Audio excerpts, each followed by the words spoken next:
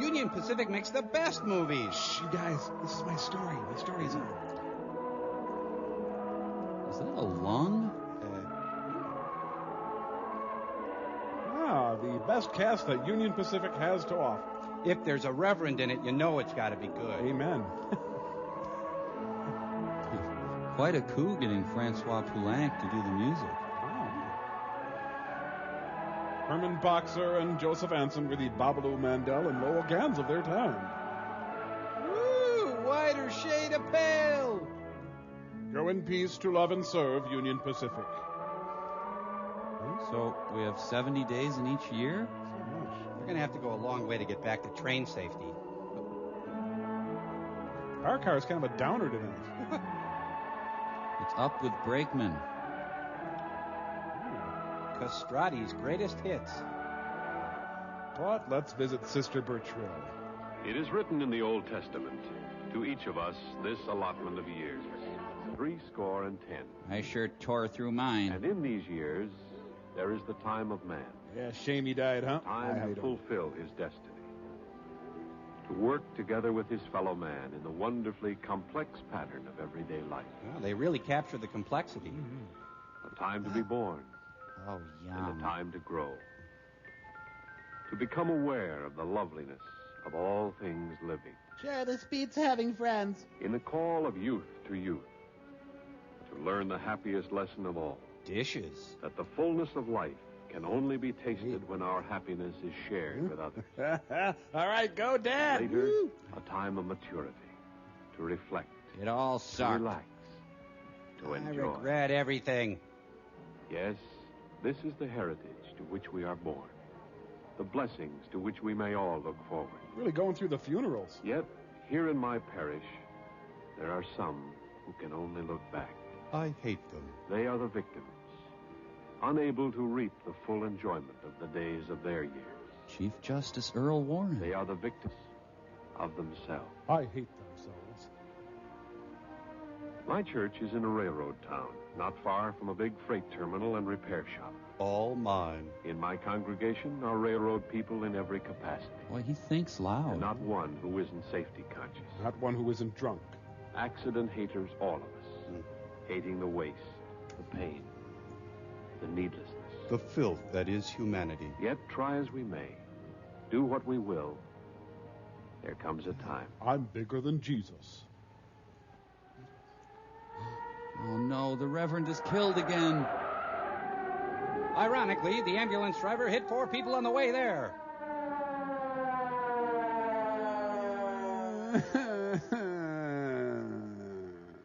A fellow worker hurt. Get out of town, accident lover. You never get hardened to a sight like this. I had an accident, too.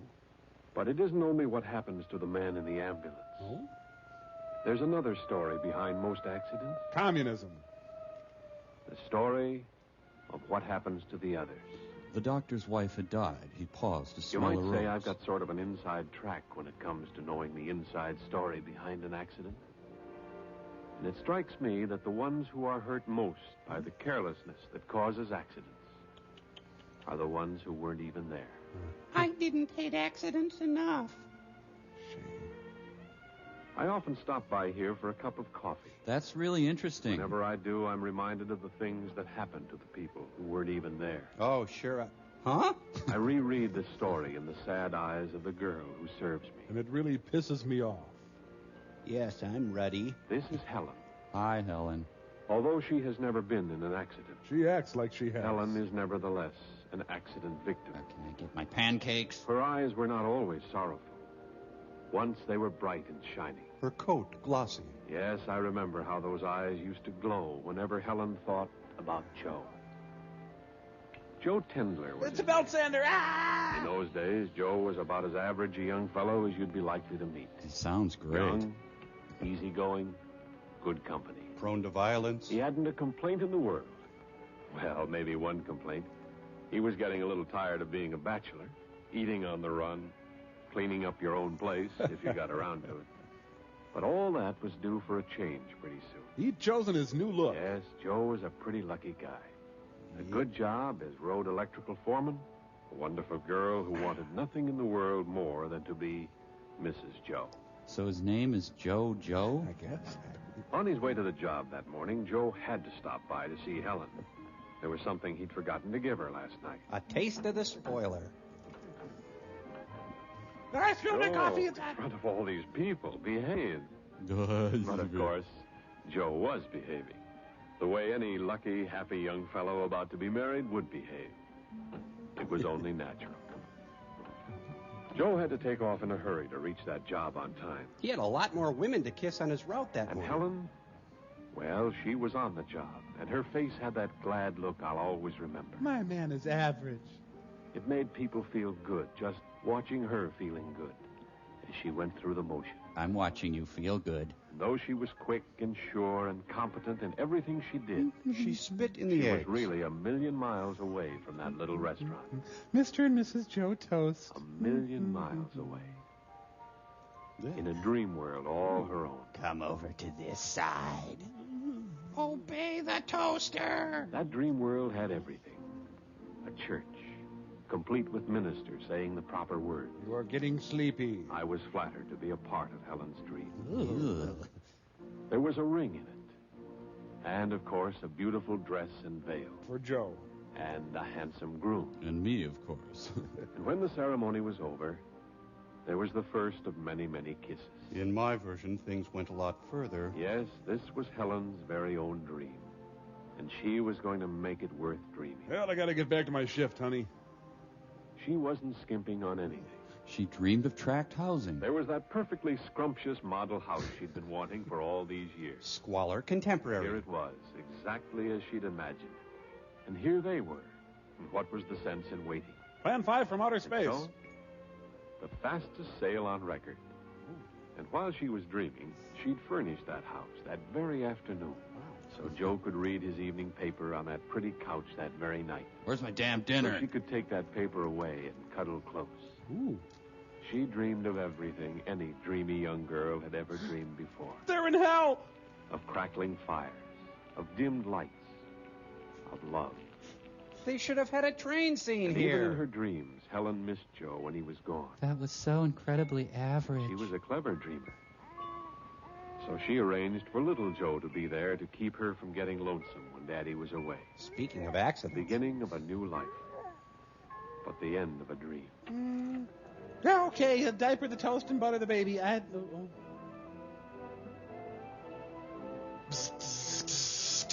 But on the job late in the afternoon of that day, the real-life Joe was in a real live hurry. He hadn't seen his Helen since early that morning. Wichita lineman. Come on, you guys. Get a move on. Let's get out of here. He might have been heard to say. To the impatient Joe, the men seemed almost purposely stalling as they stowed their gear. Joe smelled conspiracy in everything. And now the wheels of fate were set in motion. Call them the wheels of fate or the wheels of chance. Or call them Ernie. But consider the man at the wheel was in the driver's seat. In any case, it involved a wheel. It was Joe who was calling the turn of the wheel. Oh, Joe is the king of the world. You went through a stop sign. Better take it easy, Joe. Get out of my head, Reverend. Joe's thirst for danger seems quite reasonable. The others, they were along for the ride, whether they liked it or not. Liked it, they hated it. Flag on the moon. What could they do? They were trapped. Yes, Joe had a ticket, and he just couldn't get there fast enough. For those 2 scoops of raisins. Oh, not again, Joe. That's your standard crash Foley. Now it was payoff time. 1, still able to move. 2, still able to move. They had escaped the trap. It was an average accident. Their 10 were still before them. Give or take a score. But the trap had sprung on Joe. Serve you right. Yes, now it was payoff time.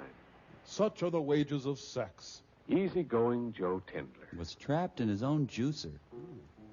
Joe became an avant-garde composer. After a year in that neck brace, Joe wasn't quite such good company as he used to be. But the word said, for better or for worse, in sickness or in health. You take this bionic man. Sure, Joe tried to call it off. But a girl like Helen doesn't run out. There was quite a difference between Helen's dream and the reality.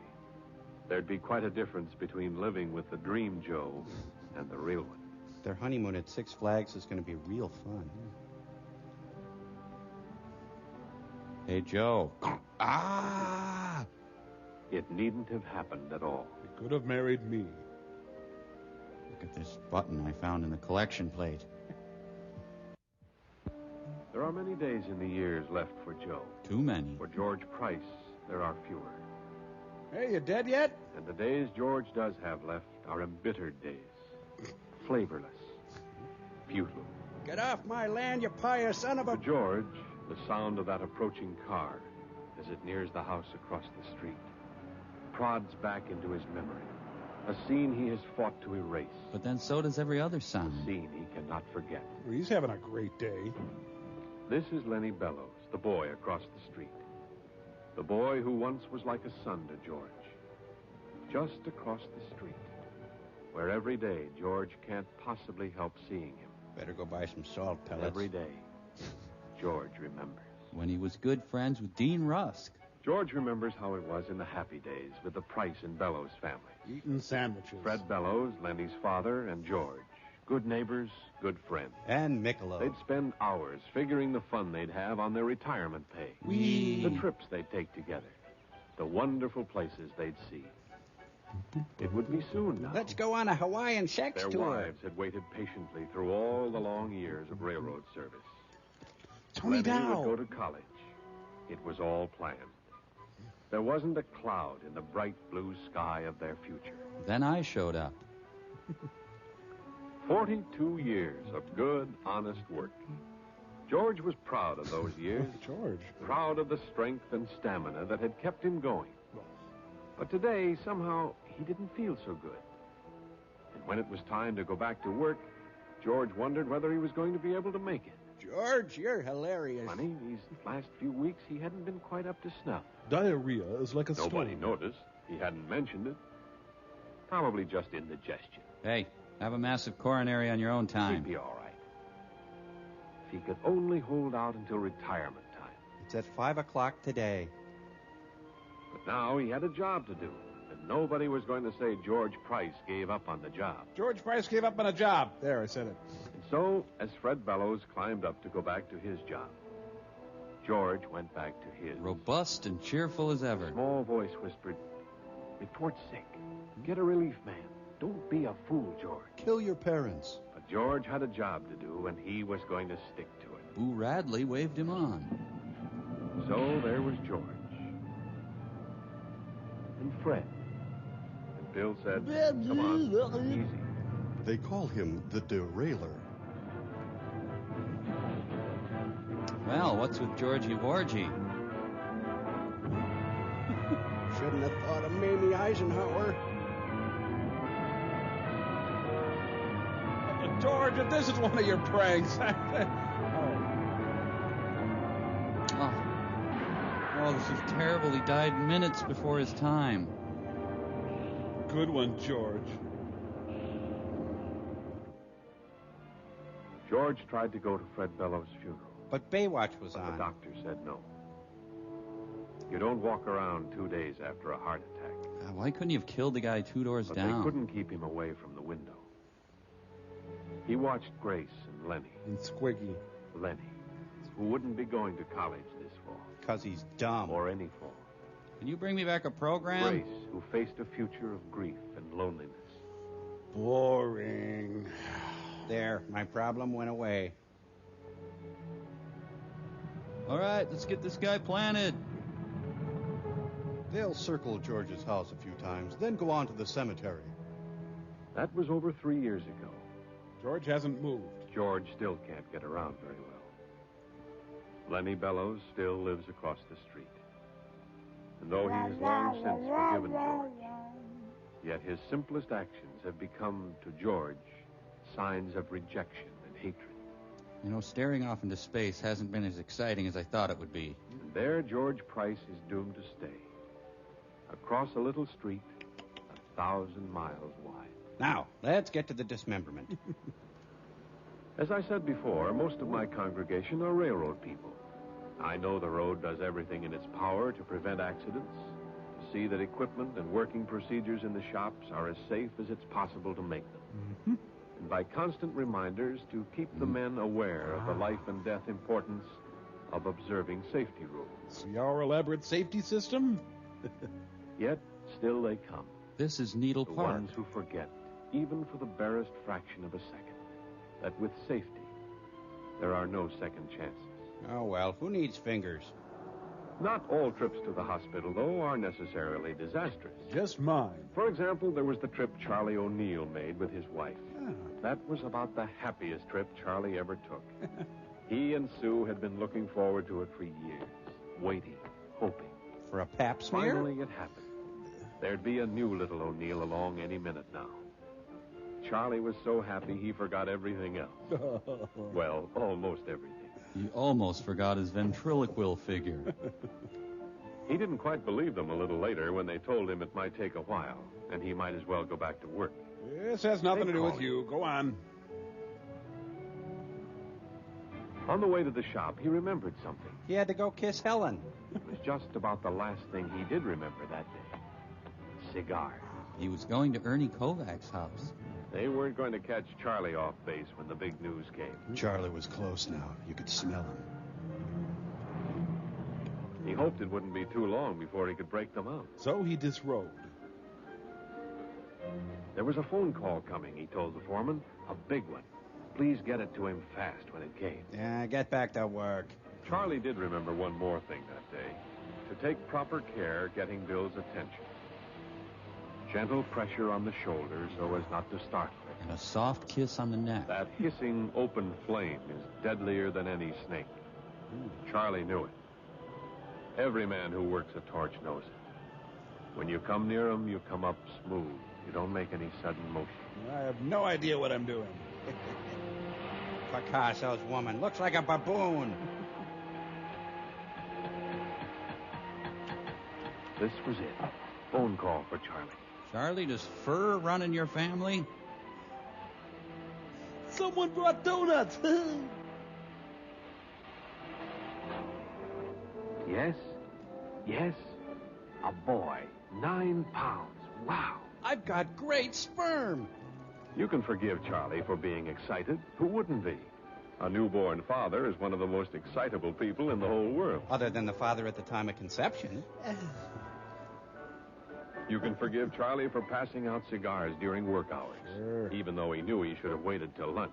He should have waited till lunch. Te absolvo. You can even forgive Charlie for what happened next. For that one instant of final, fatal forgetting. Alan Arkin. Why am I welding? Why would I be welding with this? I don't understand. Oh, you don't have to hold it there. Oh, not the film. Wow. Well, now he's Yes, T-Bone you Burnett. can forgive Charlie for everything. And you can understand how it happened. Yet I want him punished. But one thing you cannot do. Put your elbow in your ear. You cannot change it. It is done. And there is nothing you can say to Charlie. Except gentle He pressure. has said it all to himself many times. You're a nice puppy. Here we go. He has said that he was careless, that it could have been avoided, that he knew better, Here's your bottle. that he only forgot for a second. One tiny second. And in every case, Charlie is right. But still, the thing is done. I'm over the fence, man. I'm out Charlie of has here. never seen his baby son. Or the 5 Mrs. Buchanans. Charlie never will. So the leading causes of accidents are joy, sex, and old age? It is written in the Old Testament, to each of us this allotment of years, 70. And there's a psalm about When you welding. add that up literally, it says that the days of our years number 25,567. A trivial accident might take away 1 or 2 of those days. A serious one might take away 100 or 1,000. A disastrous one would be cool to watch. Suddenly, there might be no days left at all. America's favorite deacon of death. Hey, we're trying to film here. The Lord has allotted them. Let not man by his thoughtlessness diminish the blessings of the Lord. Ironically, the Reverend was maimed and crippled giving communion. Reverend, I'm having a crisis of faith. What should I do? Get safety goggles, my son. Remember to worship at the railroad of your choice.